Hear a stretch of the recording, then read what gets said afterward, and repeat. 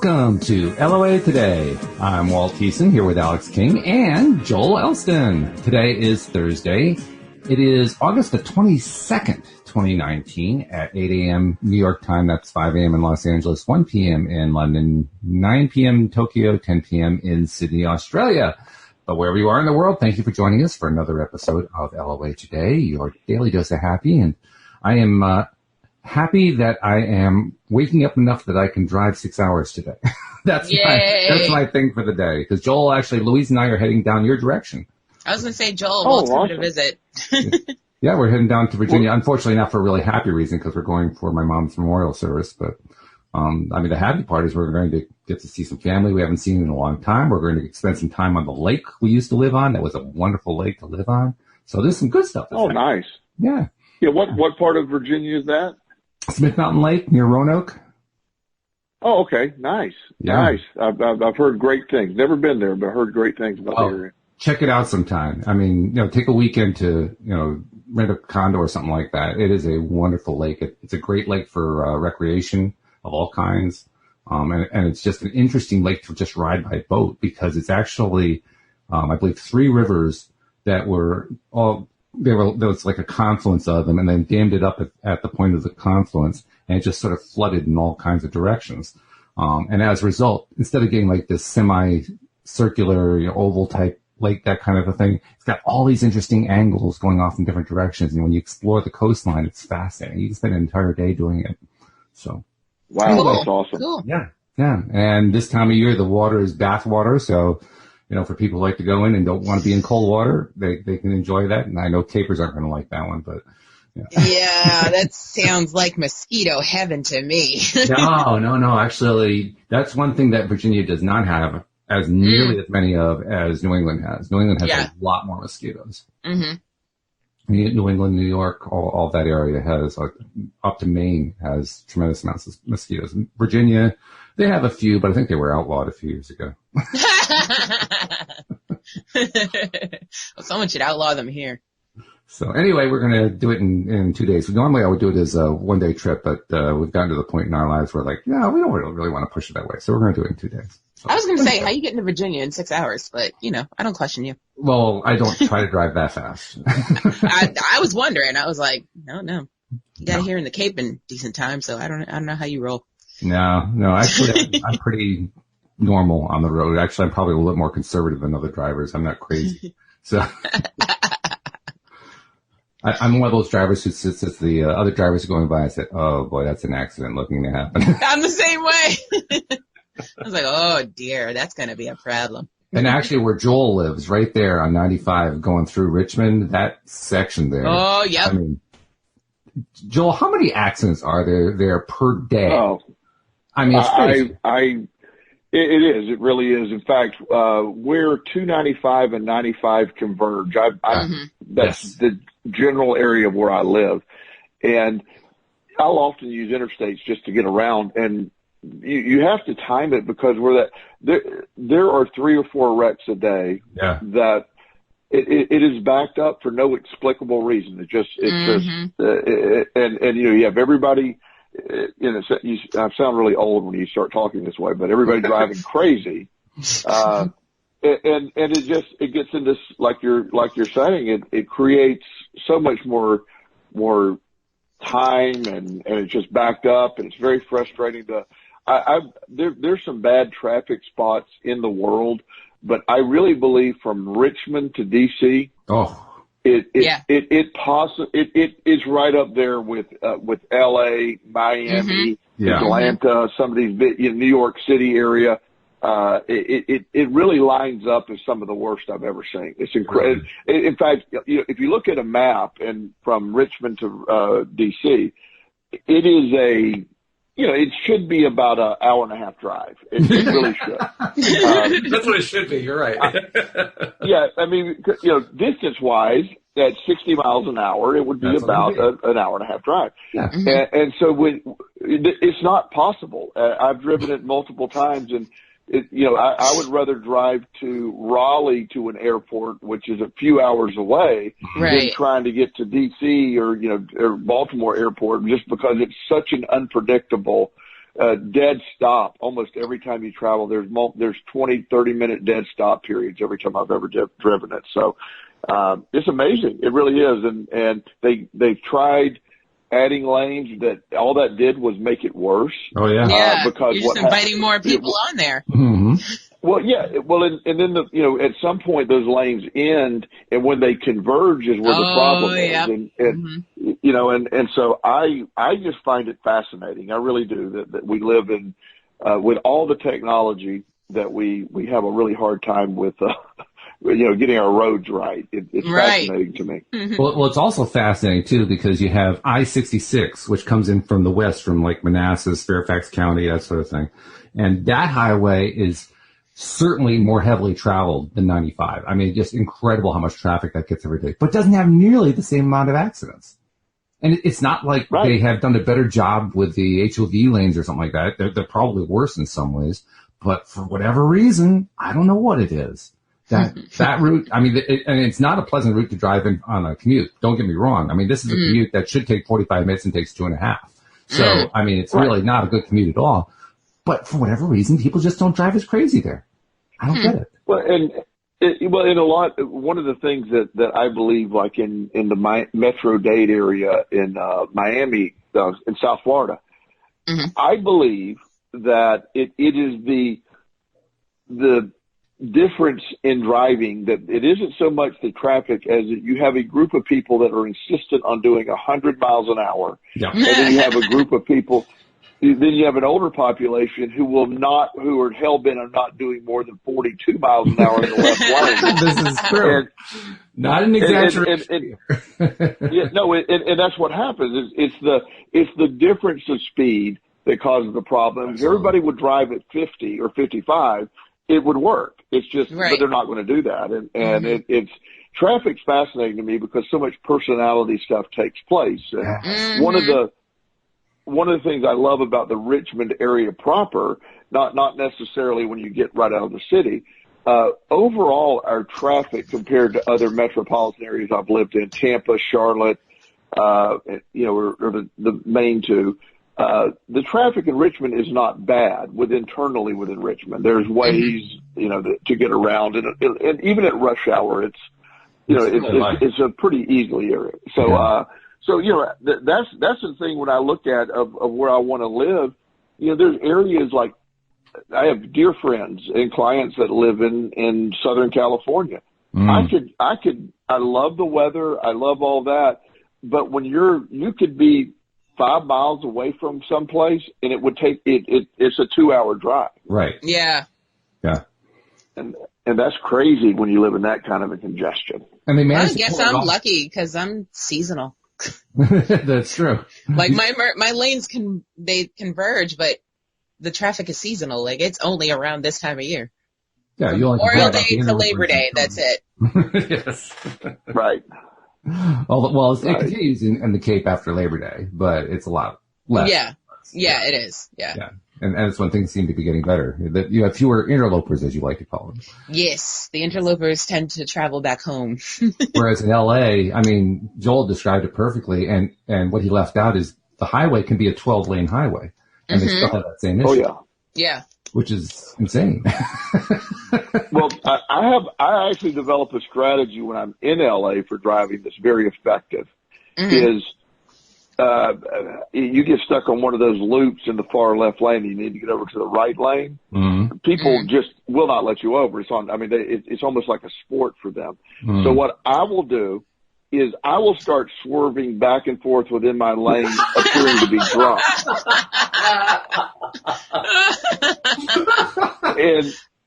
And so once you're doing that, then people give you sort of a wide latitude because they're like, ooh, that dude's drunk. And they literally let you over, but I will start swerving like I'm drunk, and then they just get out of the way. It's a really good strategy for that area. That is hilarious. And by the way, we are not endorsing this behavior on LOA today, but I will point out that because of the nature of the traffic, even if a cop sees you, he can't get to you. Right. Yeah. So it certainly it's not a strategy. but getting on interstate, it works well. Getting over in lanes, when people think you're out of control, then they're going to say, oh, it's not worth me getting in a wreck and stopping today. Yeah.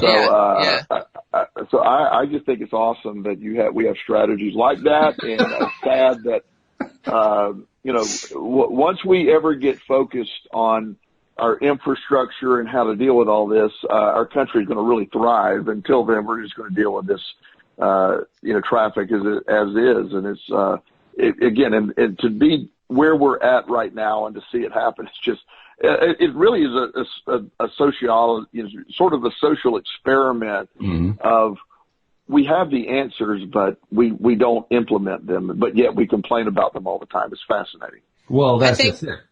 Oh, go ahead, Alex. I was going to say, I think we've just come to the mentality that it is what it is. So just deal with it. Yeah. You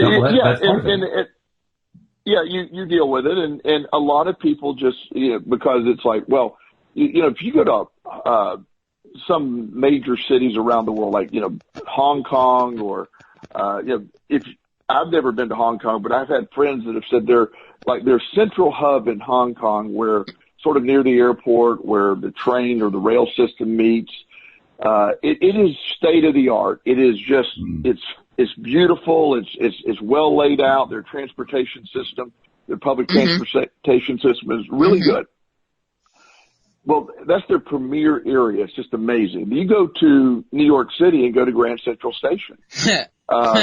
Chaos. It's 1950. It's, and somebody said that if they ever were to do it, the cost of redoing Grand Central Station to state of the art would be over $2 billion. Wow. And that's not counting the 9 to 10 months of it being shut down for it to be revamped, and the cost of that.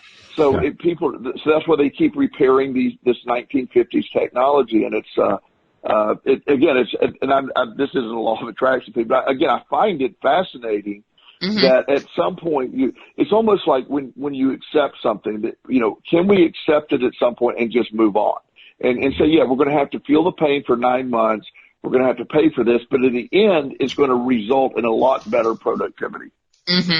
Well, actually, I do think it is a law of attraction thing. In fact, I think law of attraction is playing a big, big role in all of this. And I mean, I can point to a number of different aspects to demonstrate that. You talk about not just the cost, but the cost in terms of, slow traffic and how it affects commerce and all that kind of thing. Boston went through exactly that thing. Oh, with what they call their big dig. And by the way, what the big dig did was to put in one of the most crazy, highway systems you can possibly imagine. I mean, this was a highway system that was definitely invented by a committee. It was not invented by an engineer. No, it was not. I mean, it's insane. I mean, even after everything is now done, I think it's almost all done, or at least, the vast majority of it is done from what I've seen. I mean, you take your life into your hands. You sure do. You sure do. Life in your hands, just driving the darn thing. And one week you think you know where you're going, you go the same way the next week. It is not the same way the next week.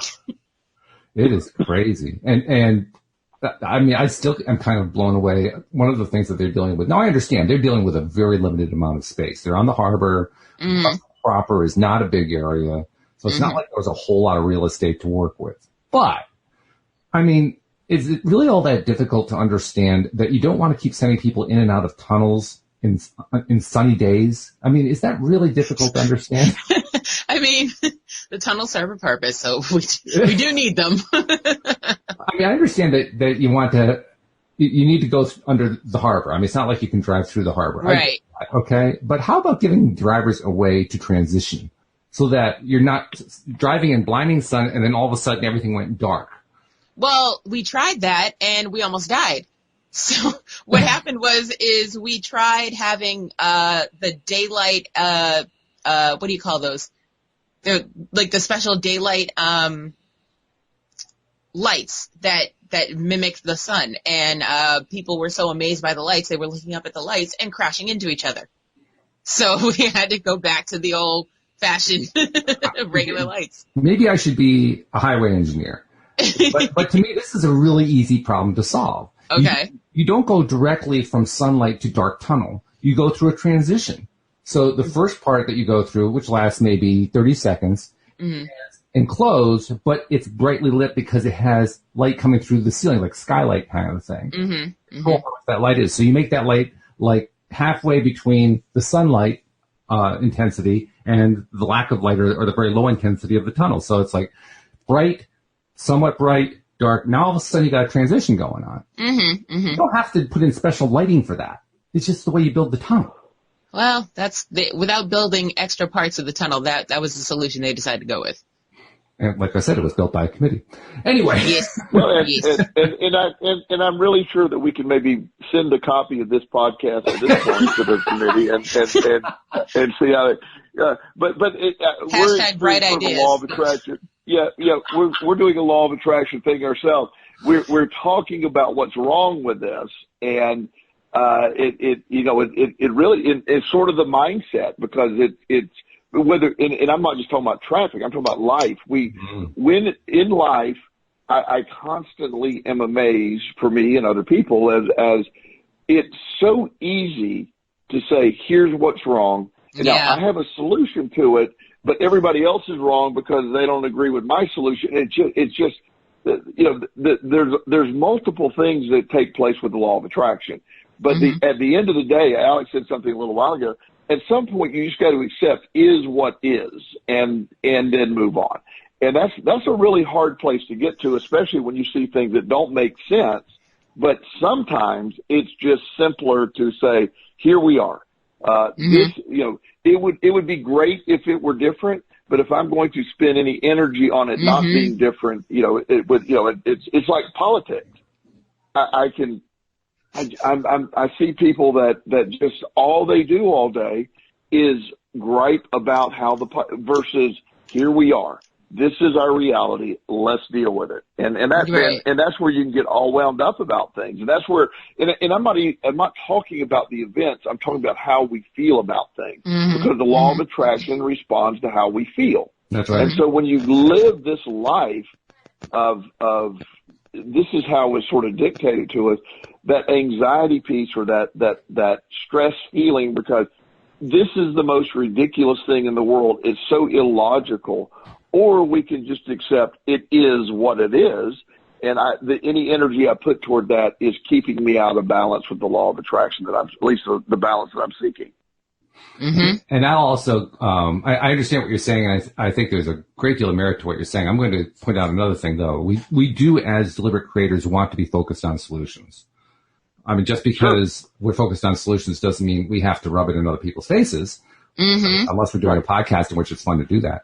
But, in general, we can just look for solutions. And in that activity of looking for solutions, we take all the pressure off of ourselves, because now we're not dealing with, oh God, more problems. I can't believe there are more problems going on in my life. And if somebody else doesn't buy into the solution, well, okay, just let it go. That's the other part of it. You got to let that part go. Well, and that's the thing. When we find frustration in what we're doing, like, for example, between here in D.C., as I mentioned earlier, it's a ridiculous. So I have a couple of options for me personally to deal with that. Yeah. I can look at if I need to get to D.C., I have multiple options. There's back ways where I can avoid 90% of the traffic that take an hour longer guaranteed, but it's a consistent hour. I mean, and there's ways to look at that. I can also take a bus. I can take a train. If I want to spend the money, I could fly, or I could not go. Yeah. There's that's the option I take. Yeah, of course. But I think what happens, and again, where I want to make the law of attraction connection, everything is about perspective and the energy. I'm all about solution-based life. But at the end of the day, your solution has to be based on the reality of what's going on. It would be wonderful to have a vision of how you would build a tunnel under a harbor the perfect way, but the tunnel exists as it exists at this point. So we could vote on it. We can do that. It's just, my argument has always been it's really easy for someone in New York City to tell somebody in Birmingham, Alabama to live, and vice versa. But their realities are greatly different. And so when people when Alabama people get really upset about how New York people are living, it creates the anxiety that I'm talking about. Mm-hmm. And it's just, and vice versa. I hear people say, oh, well, you know, the view of Alabama people is their reality is their reality. And mm-hmm. when you allow someone else's reality to affect your feeling and vibration, that's where we get off track with the law of attraction so easily. And when you work on vibrating on the level you want to, anything that gets you vibrating away from that, it can be anything as benign as traffic or benign, you know, it's just where are we at with all this? And just like you're saying, Walt, yes, solution focused, but letting go when your solution isn't going to be implemented or other people don't agree with it. My friends who are Trump supporters are baffled that that the other side doesn't see it the way they do, and vice versa. And vice versa, yeah. And my people who are anti-Trump folks or that mindset are just not grasping why people can't see it their way. Yeah. And the truth is, that acceptance of there are differing opinions, and I don't have to agree or even understand that opinion, but I do have to accept that opinion. I don't have to either, but if I want to vibrate at a level that is going to I got to let go of not accepting that. That creates that resistance that we talk about every week. That's right. Mm-hmm. Absolutely true. That resistance too, it'll get you. I mean, that resistance, if you do anything to set yourself up for that resistance, it'll get you. It'll just come through. Oh, yeah. Something we talked about on Tuesday. I want to get your opinion on it. I want to get your take. Oh, I did too. Oh, okay. Yeah. One of the things that Alex and Bill and I were talking about on Tuesday was the new way of naming the clinic that his wife runs is the way they describe it now. They call it a pain clinic. And at the time I made the comment, well, aren't they focusing on what they don't like? And Bill's reply was, yeah, but what we found is when you focus on what the client doesn't like, they show up. They show up in record numbers, and it's been producing a tremendously positive, successful business model for them to say, we're going to call this a pain clinic. So I want to know what your take was on that. Well, I think we're talking about two different things. First of all, you're talking about a successful business model. Yeah, you're right. Your negative sells, the problem sells. Pain clinic. By definition, yes, from a business model. Fire and brimstone churches sell a lot of times. You know, it's people. You create. But what are you after? Are you after a solution to the pain? Now, for the business, I have. Well, that's what you think you're after. It's like one of the things that in my industry that is the big difference. You know, it's like there's addiction clinics. There's the idea that you're going to go replace one drug with another drug, and that's a safer answer. So when you're in a pain clinic, you know, there are people who are living in their pain. I think it's two different questions. Is it a great business model? Absolutely. I would call it the ultra pain clinic, the extreme pain clinic, the throbbing pain clinic. I would have even more descriptive. Yeah. You know, I think that would get you more business. But the concept of somehow there's a solution to pain, you're selling the pain, you're selling that an ongoing amount of pain. The treatment of pain requires there to be continued pain. So yes, it's a good business model. I agree. It is, to me, from law of attraction standpoint, it's exacerbating what the problem is. But I think it's very, very clear that yes, if money is my focus and I want to, you know, Oxycontins are awesome if I want to make a lot of money. That family, I mean, it's a brilliant strategy by the family that created that. You make simultaneously you have something, you sell the concept of we will dissolve your pain. We will relieve, there's great relief in your pain. And at the same time, simultaneously, taking these medications and relieving your pain creates a dependency on these to relieve pain. Talk about a great business model. Other than tobacco, I know of no better business model.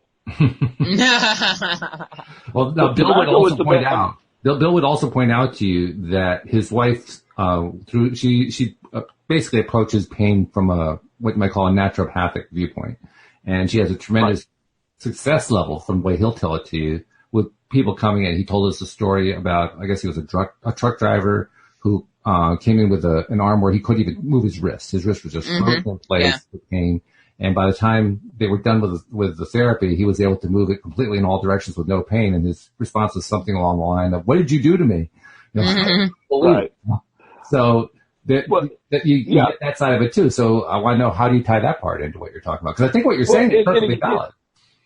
Yeah, no, and I want to be clear, because I don't want to say this particular clinic is wrong. I'm saying if I want, you draw I'm not saying you can't use that as an entryway and then go to the holistic naturopathic type, which is all my stuff, as you know. I'm completely on board with that. But I'm talking about the wording of pain to get attention. Yes, but when somebody's going there, I'm talking about classic law of attraction stuff. You wouldn't use pain in your day-to-day life. I don't want to get rid of pain. If I'm focused on my pain is what I'm attracting.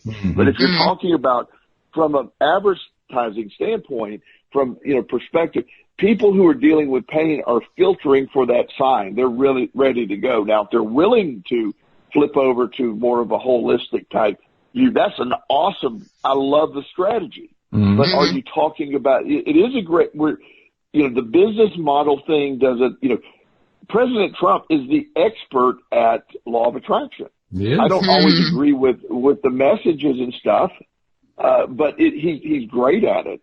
And when you see how that negative side can work, and you can keep reversing it, where using the negative to get to where you want is still okay. So this isn't about this particular clinic, but if you want to get it, the people who are focused on pain in your building, there's nothing better than a pain clinic to do that. The connotation to me, a pain clinic is a pill-pushing place. Not this place, clearly. But when I think of pain clinics, I think of additional pain, of exacerbating concept of pain, of furthering pain. That's what I think of. And that's clearly not this place. But, this is one of those areas of the law of attraction when you understand how it works. You can get somebody in on this is a pain clinic. Let's get you in here. And then if you can sell them on, yes, here's methods that, reduction of inflammation with natural uses, or any of the acupuncture or tapping or any of those methods of distracting hypnotherapy, along with natural anti-inflammatories, I would love that to be a thing. It sounds like that's what they're doing. Yes, I mean, it is. Yeah. And that's great. So, again, you can see to me, we're saying the same thing, but they're sort of, almost using the dark side of the law of attraction in a very good way. And I don't want to, I'm not downing what they're doing. It's just, if I were to do a survey of people, when I say the name of the place is Pain Clinic, what do you think happens here? And I would think 90% of the people go, they use Oxycontins to medicate pain is what they do. That would be what most think. That's probably true. But it's a reversal of that. Yeah, I'm not sure if it's 90%, but I agree. That's probably what the number one issue would be, or number one response would be. Just that. Yeah. Well, they actually changed that in the Cape. They, because of the huge opioid problem we have here, they, certain doctors' offices, you can only get opioids at the hospital. So they defer out to the pain clinic for other options as opposed to opioids. So when people come in search of opioids, they're like, oh, well, we're going to refer you to the pain clinic. And people go, oh, yes. And it's like, no, that's not what's happening here. We're going to do this, this, and this. It's like bait and switch. Well, no, but that's exactly what I'm talking. That's a great example, Alex. Yeah. What I'm talking, because in Florida, which everything happens in Florida, it was in my mind, the beginning of the pain clinic stuff happened in Florida, because they literally opened up pain clinics that were pill mills. That's all they did. Wow. You walked in, you would try to, you thought you would need to give an explanation. The doctor would tell you to shut up and just say, do you have pain? Yes. What level? 10. Here's the max dose, max amount of oxys. Yep. I mean, you pay us $100 and buy the pill at our pharmacy, and it's like printing money. And they had people lined up daily. So again, so much is a perspective. In your area, they flip that. So a perspective of pain clinic would have an opposite view of what someone in Florida would have. And that's what exactly a better way of what I'm trying to say. Your perspective of what that says dictates it. Like, if you were to say, most people, when I was suggest, well, there's natural methods to deal with pain, most people that weren't into that belief system would be like, oh my God, why am I going to waste my time? None of that stuff works. Yeah. Well, it doesn't, because you don't believe it works. And that's the key. When you're half of it, I've been using, the emotional freedom technique a lot with people lately, the tapping methods, and it's incredibly effective once somebody buys into it. Half of me getting that to be effective is selling them, or at least explaining the psychology and the science behind it, why it works. Once they buy into it, they find it very effective. And there's some people that the super skeptical, I will not even begin to approach it with them, because you're wasting your time until they come to an acceptance of that. So your perspective dictates, that's the law. The pain clinic is neither a positive or a negative term. It's based on the perspective that accompanies that. Yeah. That's true. Perspective is everything. No doubt about that. Yeah. And Alex, you said you had something from the Tuesday show too. What was the thing you were thinking about? Oh, I wanted Joel's opinion on the butterfly effect, because he's very familiar with timelines, as I am, due to Marvel movies. And on Tuesday, Joel, we were talking about if you could speak to your past self, what advice would you give? And then it got into the fact that there's certain things that you cannot tell your past self because it'll deter the timeline of that you're currently on. And Walt disagrees. Right. Well, I partially agree, but I also think it's a little bit different from that. I see the butterfly effect, especially the program I guess was a movie. The movie was basically laying out a perfectly laid out negative spiral. And all I have to do is just see negative spiral and know, well, that just means you're focusing on what you don't want. Very simple. And you're focusing on it a lot. So from my perspective, it's about, okay, well, instead of focusing on what I don't want, why don't I focus on what I do want?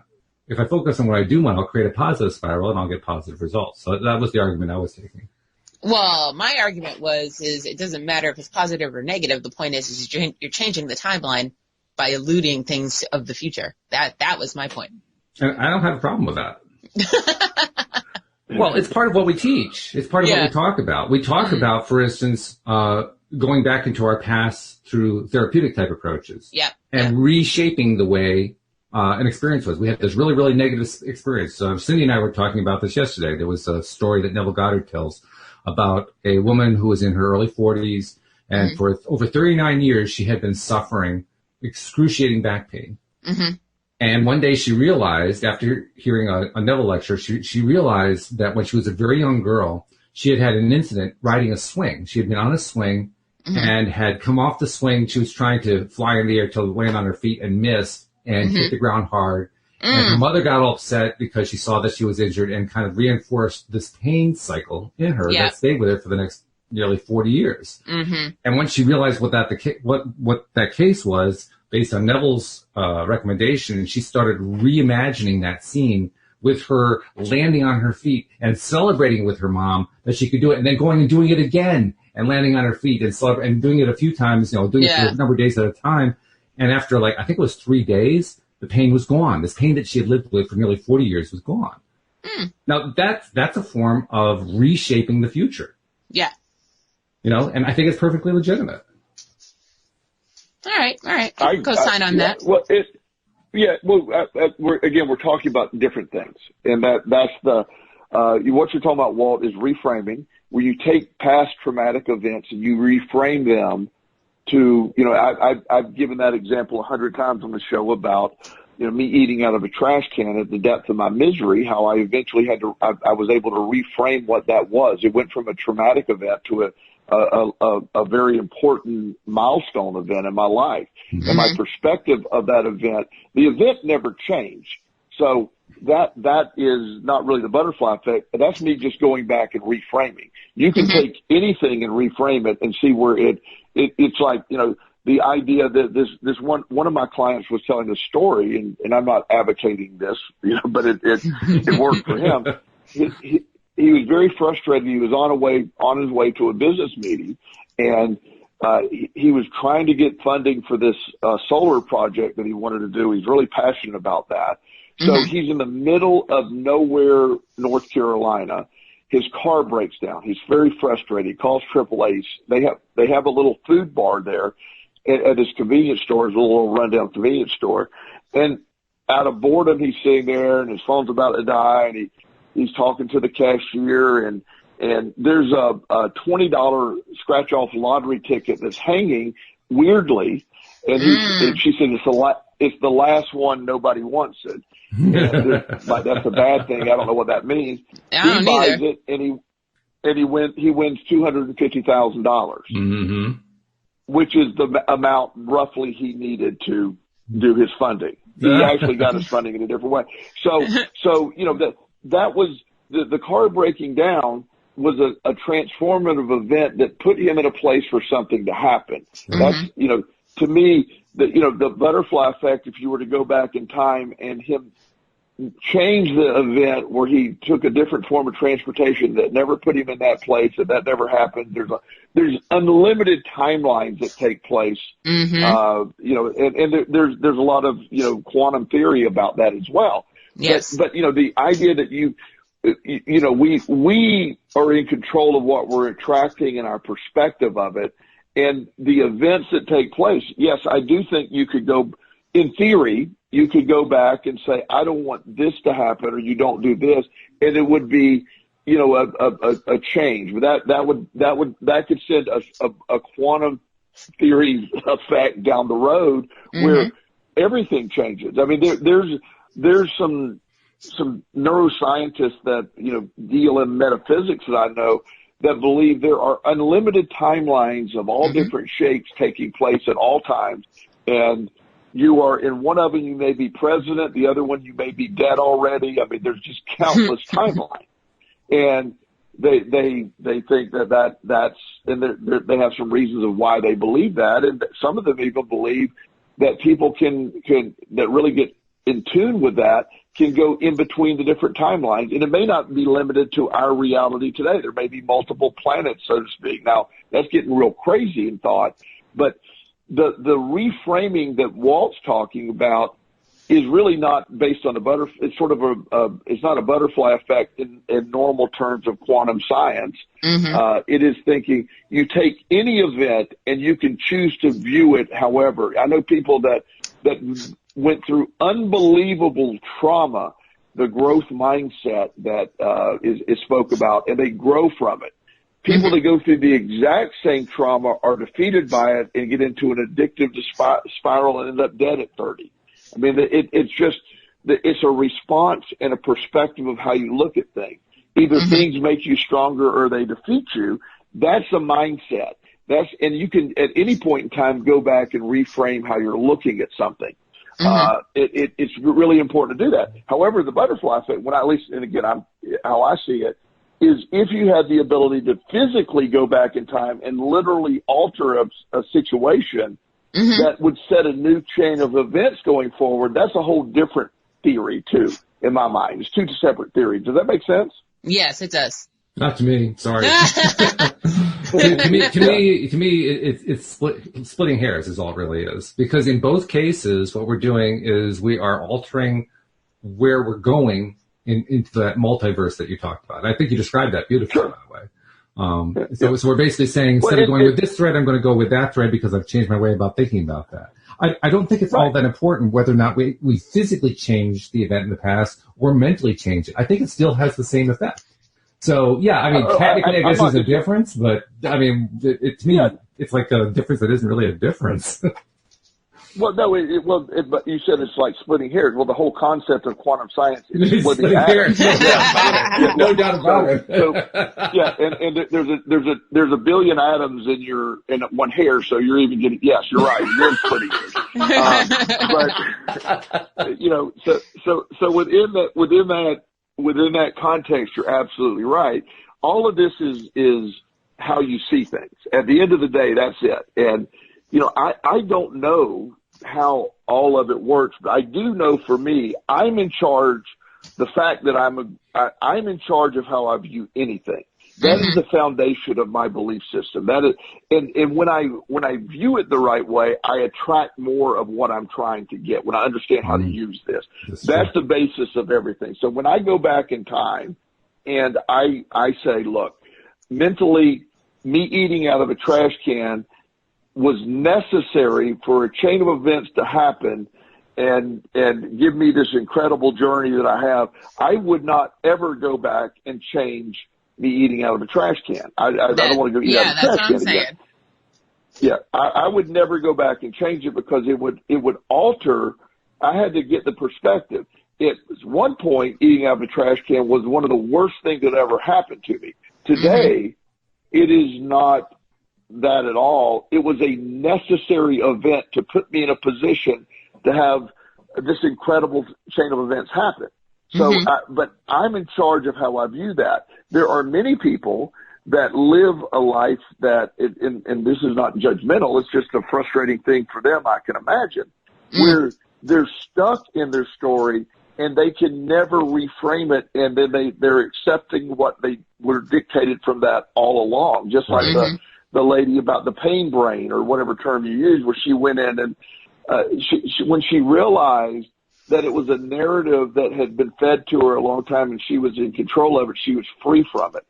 But a lot of times people can't get free from it. So it is, to me, the idea that there's a mental butterfly effect, which I've actually seen happen. I really do. I mean, I went back and reframed how I'm viewing it, and it changed things. That factually I can speak to for me, only for me. And there may be a physical butterfly effect that I have yet to be able to do, where I physically could go back in time and literally make a different decision. I haven't mastered that yet. I'll let you know when I do. That'll make a whole show right there. But for right now, I can factually speak to my ability to reframe things and change my reality. That happened. That's not. And people say, well, you're wrong with that. But you can say whatever you want to say. That happened to me, and I have proof of how that happened to me, and so I can't be talked out of that. Yes, I have the ability to reframe everything. So, again, it is splitting hairs. It is, we get to the same thing, but whether it's physical or mental, that I don't know if there's another side to it. One I have lived, one I see in theory, and it doesn't matter, but I do have that. I've seen lives altered. If you look at, when I ended up in Rock Hill, South Carolina, there was an incredible chain of events that had that happen. Simultaneously, my son TJ, who I eventually adopted, was taken from his family in foster care, went through a chain of events himself. And for us to simultaneously be in Rock Hill, South Carolina at the same time, me be in a position to be his foster parent at first, all the chain of events that led to that, you can't even quantify the math behind the odds of that. It's just, for our paths to cross at that exact moment in that exact set of circumstances, I'm a convicted felon, single male who was asked to adopt a child. Yeah, right. What are the odds of that? I mean, there's just, that doesn't happen. And so within that, for him to need a family and for him to have been through what he's been through, and my set of circumstances match that, it's just 1,000,000,000 to 1 or whatever I don't know what higher numbers are than that, but one of those crazy numbers after that to 1. And yes, I get to reframe how all that happened and how I view it. So I know for a fact I have complete dominion of how I view things. Yeah. It makes my reality what it is. However, I don't know for a fact, because I've yet to experience this, can I ever physically go forward or backward in time? I haven't, and I'm not aware of me being able to do that. If I could, then I would be able to speak to where that takes place. But I do know the mental side of reframing is a form of butterfly effect. But I do think that there are, again, there's unlimited possibilities within the possibilities. Yeah, well, I agree with you. And in fact, if you found that method, and by the way, when you do tell us, because we want to know it too, but when you find that method for actively going back in time and making a change, you, I think, will go and experiment with that or whatever with a frame of mind that it's going to be okay, because you're going to focus on what you like.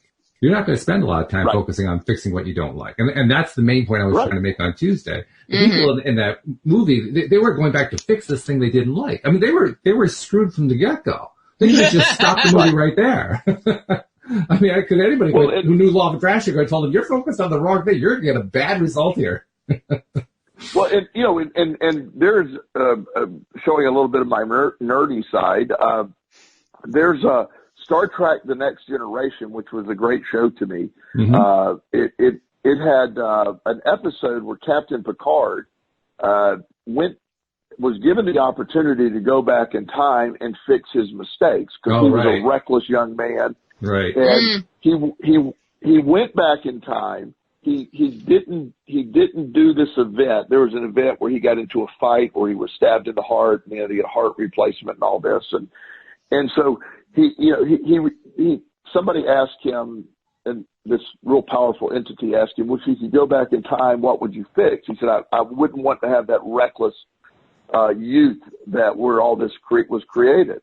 Well, he was allowed to go back in time, step away from the fight, step away from the reckless behavior, but he then lived the life that would have happened, which did not have him as commander of the ship. It had him as just some member of the crew charting stars, not scars.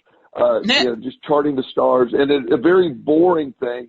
And he even went to the captain of the ship, which was his first officer in the real timeline, and asked him, what can I do to be better? And they said, you're a real solid guy, but you never step out of your safety zone or your comfort zone. And he realized, in the ending of the show, he realized that he wanted his life back that had the recklessness. It was necessary for him to be captain of the Enterprise. And he was granted that, and he went and made the decision to get in the fight and get his heart stabbed again. So to me, that is it. It's a great example of that. Yes, I agree. What you're describing is a wonderful example of preference. Which did he prefer? Yeah. Now that he was presented with the two different options, probably there were actually an infinite number of options, but the two that they presented, which one did he prefer? And he knew which one he preferred. He preferred to actually go through the trauma of getting in that fight and so forth, because he liked the life that came afterwards so much better.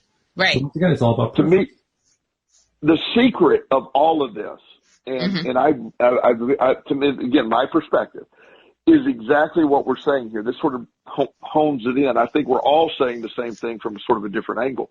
Yes. But this is the point. We're all given this life script. I personally I believe we choose our life script, but that's a debatable topic. And the answer is, the real thing is, within the parameters of the strengths I've chosen in my life and the deficits that I've chosen in my life and the scenarios that I've chosen in my life, how do I navigate it? How do I, how do I create a new thing? And I'm in charge of, when I was in the middle of the depths of my misery, there is no possible way.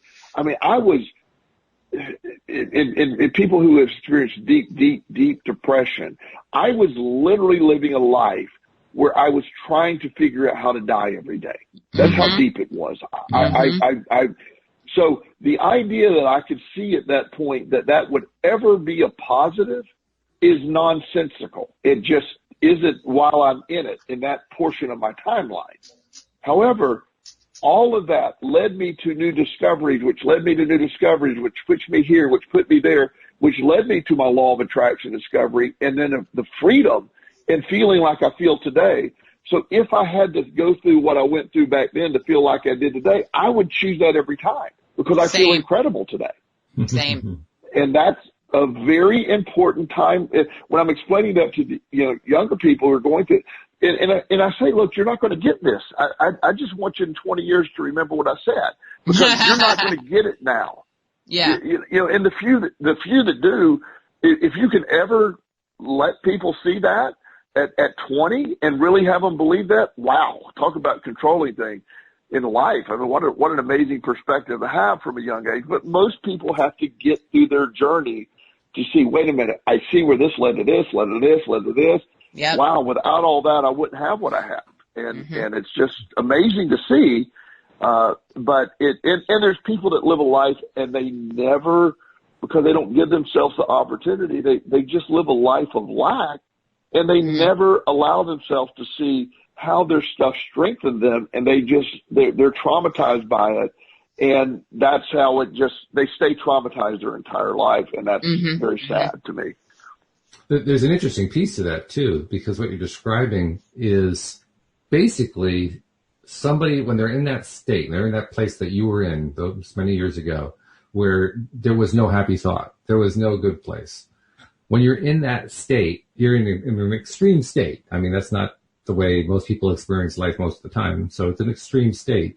But it's also a state of really, really high level resistance. I mean, you were resistant probably to just about everything at that point. And so another way of describing the same thing that you just described is to say you were learning how to let go of that resistance. And I say that because, I mean, I remember the first time that phrase was thrown at me, let go of your resistance. And my first reaction was, I'm not holding on to it. And I didn't know how I was holding on to it. And I suspect that if you had queried yourself at that time, Jill, you wouldn't have known at that time how you were holding on to it. Because when we're in that, we don't know how we're doing it. We're just, we're holding on to this thing that we don't even know we're holding on to. Right. But nevertheless, we're holding on to this resistance. And the way that you described beautifully to let go of resistance is to recognize I needed to go through that. I just needed to go through that. And that became a launching pad for me to be able to do all these amazing things later on in life as I let go of that resistance. When I finally let go, oh boy, what a relief that was. I can only imagine how much of a relief that was. And you don't want to let go. I want to let go of the resistance. And at the same time, I don't want to let go of the lesson. And that's the value of the experience, the idea that I was somewhere the other day and I was giving a little talk and a small group, and there was a younger guy there sort of getting into this public speaking type thing, and he goes, I'm always so nervous when I talk. And I looked at him and I was like, huh, really? I haven't been in that place in so long. It's like, huh. I don't get this. I don't understand. But yet I can see. And I said, well, and he said, do you have any advice for me? And I go, no. I want you to one day understand that you won't be. But right now that doesn't help you today. You're nervous as hell, And he's like, that wasn't very helpful. I go, no, it wasn't. It will be in 10 years though. Yeah. And I said, but part don't take yourself so seriously. That was the advice I get. Get up here, have fun. Tell them you're nervous. This is an audience. Tell them, and so he spoke first. It worked out really well. He said, I will let everybody know I am nervous. One of my first talks. And so then he did a great job. He nailed it. Everybody loved his talk. Then I talked and I said, I have to spill the beans. I'm not nervous at all. I don't give a shit what any of you think. And everybody died laughing. It was just, it was the perfect thing. I said, I'm too old to be nervous anymore. And it was a very good talk, and everybody, because it was a great contrast in that. But you can see it. It's a tangible thing that the answer for me is this beautiful way that we live a life, and we're able to Yes, the rearview mirror gives us answers that we never know existed. When I was in the depths of my misery, there's no way I could be talked out of the depths of my misery. I had to work my way out of the depths of my misery. I had to grow from the depths. It strengthened me. I learned to fix this. I had to literally rebuild my life and you know, step by step. And I was viewing it as misery the entire time. However, it strengthened me when I stopped viewing it that way and said, I survived all that life has thrown at me. I survived it. Not only did I survive, I thrived in it. I'm a thriver. I'm beyond a survivor. I'm a thriver. And then that became my mantra. That became my mindset. And then that became my reality. And that's the law of attraction at work there. It's all the same thing, but there's a million different ways to look at it. And that's what gives us a podcast to talk about every week, 5 days a week, actually. Which reminds me, I got to do the promos before we're done here. So, now I'm only talking to the 10 to 15% of you who are not yet subscribers, because most of our listeners have subscribers. But if you're not a subscriber, this is the depth of conversation you get with every single episode. They're all different. I mean, the conversations are all different. Because like Joel just alluded to, I mean, the number of different ways of looking at this are literally endless. And so we are determined to look at all of them. And I'm not sure if we're actually going to get there, but boy, it's going to give us a lot of episodes to do. So you don't want to miss any of them. And it's very simple. We're on all the platforms. I mean, if you have a favorite platform, whatever, iTunes or, Pandora or whatever, feel free to look for us on there. Just look for LOA Today. But if you can't find us for whatever reason, which will be really unusual, just go to the homepage of our website, loatoday.net, and you'll find instructions right at the top of the page. Just click, click, click, click, and like that, you're subscribed. And then, of course, once you've subscribed, celebrate and tell everybody else about it so that they can know where they can get their daily doses of happy as well. And feel free to watch us on YouTube. Alex, how did somebody watch us on YouTube? Because it's fun to watch the live stream. It is fun to watch the live stream. So what you do is you go to YouTube, whether you hit your app or whether you type it in your browser, and you search for LOA Today podcast videos. And once you see that, you will hit the subscribe button. And next to the subscribe button, there's a little bell. And make sure you click always so you will always be notified when we're live. Always, always. You don't want to miss a show. Do not miss a show. You are commanded not to miss a show. No, seriously. You will ruin the timeline if you miss it. The butterfly effect. Oh, my God. So hopefully we haven't traumatized too many people with their butterflies, but including the speaker who spoke before, Joel, who clearly had butterflies in the stomach. But, I like that segue. That was cute. He did a really good job, and afterwards, the idea that what in life when you're able just to be where you're at. Instead of trying to get up there and act like, he's 26 years old giving a talk in front of 1,000 people. Don't trying to act like you're not nervous. Just own it. Just feel it. And you endear yourself with the audience. And at the end of the day, they all relate. And he relaxed almost immediately. It was great. Yeah, that's a really cool thing. Knowing that when you are willing to address and acknowledge your greatest fear or your greatest weakness, that you end up with a great result. That's a really reassuring thing. I respect that. Yeah. Right? Yeah. It works good. It works really, really good. Well, thank you guys. Joel, tell people how to reach Joel Elston, the coach, first of all, before we leave. Joel Elston at gmail.com is the best. I do want to mention, because I do get several emails from people. I eventually respond to everyone, but I am so busy sometimes. It may be a couple of days. I get people that get frustrated, like, you're not answering my emails. Like, I can't answer it immediately, but I will get to it. I save them all and answer them. It's true. I mean, I know if I need to contact Joel, unless it's something that's really, really emergency situation, I'll leave him a note and I'll expect a response in about 4 or 5 days. And if it comes sooner, I'm happy. Yeah, you just gotta have your emergency 4 or 5 days in advance. Well, if it's an emergency, I'll let him know. Hey, I gotta get an answer on this right now, and he'll see it and he'll respond to it. Yeah. But I mean, emergencies happen like once in a blue moon, so it's not. Facts. When was the last time I even contacted you about an emergency? I can't even remember. I mean, but if you were to call or text or whatever, if you're email me and say, I need to speak, of course I do that. But when it comes to, like, I have a question from a listener who asked me, about, brain health and schizophrenia. Well, that's not a 5-minute answer, and I will answer that email, but that's, I got to get into, all the disclaimers and all that's attached to that. Then we can answer that. So, it really is. So I always do answer, but that's really important to understand. Yeah.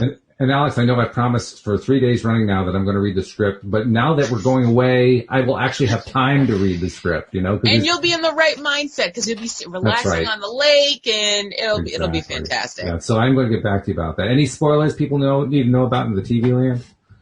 Not in the TV world, but there is a huge thing going down with Spider-Man not being included in the MCU universe. I don't know if you heard, Joel, but Marvel is in a fight with Sony over Spider-Man, so he might not even be, spoiler alert, the next Iron Man. Wow. Well, first of all, yes, I have read that. I know that at the end of the day, something that's going to make $1 billion, they will figure it out. That's what I'm saying. They will get there. You don't leave $1 billion on the table. No, you sure don't. The drama at this point, they will figure out a way. Yes. I'm a big Terminator fan, and that franchise has allegedly been dead 80 times, and there's always a way to bring something back. Yes. Agreed. And on that cheery note, we're going to say thank you very much for listening. I'll be away for the next few days, but I'll be back talking to you next Wednesday when I'm talking with Cindy Chavez about Neville Goddard. So be sure to join us then. We'll see you guys next week on Thursday. In the meantime, have a great weekend, and we'll see you all next time here on LOA Today. Goodbye, everybody.